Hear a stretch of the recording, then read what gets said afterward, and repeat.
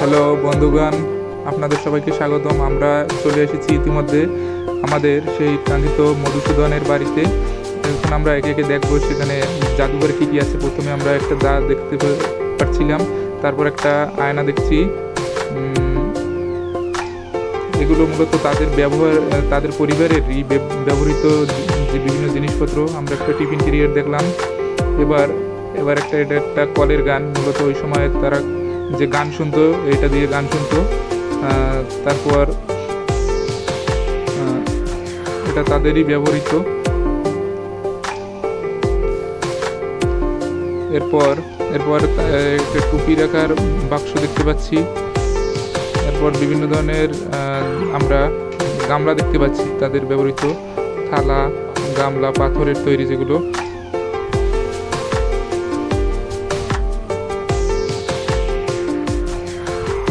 তারপর আমরা পাশের রুমে যাব, সেখানে আমরা দেখব তাদের বিভিন্ন ফার্নিচারের যে জিনিসপত্র তারা ব্যবহার করতো সেগুলো। প্রথমে আমরা একটা দেখতে পাচ্ছি একটা খাট, এগুলো তাদের ব্যবহৃত ছিল। এরপরে একটা টেবিল দেখতে পাচ্ছি। তারপর একটা দেখতে পাচ্ছি যে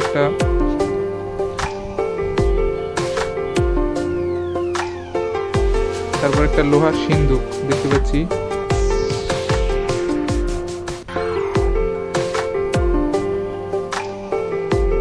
এরপর একটা দেখতে পাচ্ছি আলনা, যেগুলো জামা কাপড় রাখা হতো ওই সময়।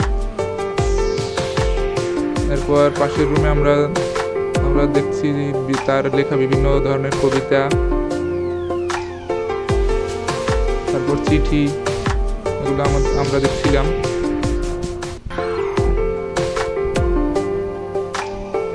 এই যে দেখুন তাদের লেখা বিভিন্ন ধরনের চিঠি, তার হাতের লেখা যে লেখছিল, যেগুলো ইংরেজিতেই লেখা। ভালোভাবে ছবিগুলো তুলতে পারিনি আমরা ব্যস্ততার কারণে, একটু আলোর স্বল্পতা আছে। তারপর একটা ছবি দেখতে পাচ্ছি, এটা মূলত ওই গেটে ঢোকার সময় যে দেখছিলাম ওই ছবিটাই।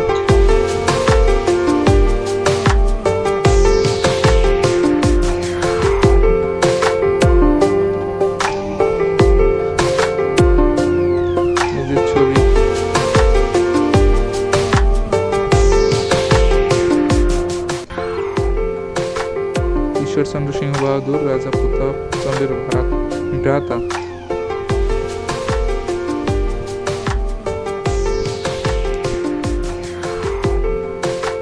এই যে মাইকেল মধুসূদনের একটা ছবি।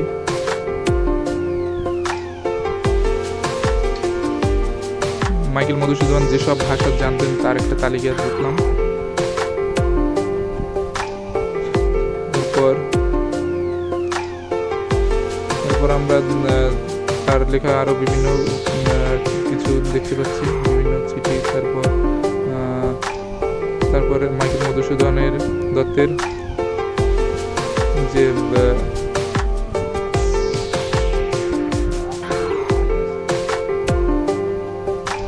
মাইকেল মধুসূদন দত্তের বংশ পরিচয়, সেটা দেখলাম। এরপর আমরা একটু আমাদের একটা সাইডে একটা দরজা আছে, ওটা দিয়ে আমরা একটু বাইরে যাব। বাইরে গেলে আমরা সামনে একটা বট বৃক্ষ না, সে ঝাউ গাছ দেখবো। এটা সুন্দর একটা ঝাউ গাছ আছে। তারপর বিভিন্ন ফুল আছে, বিভিন্ন ধরনের পাতাবাহারি গাছ। এই যে সুন্দর একটা ঝাউ গাছ। আজকের ভিডিওটাই এ পর্যন্তই। সবাই ভালো থাকবেন, সুস্থ থাকবেন। আবারও হাজির হবো নতুন কোনো ভিডিও নিয়ে। সে পর্যন্ত সবাই ভালো থাকবেন, সুস্থ থাকবেন।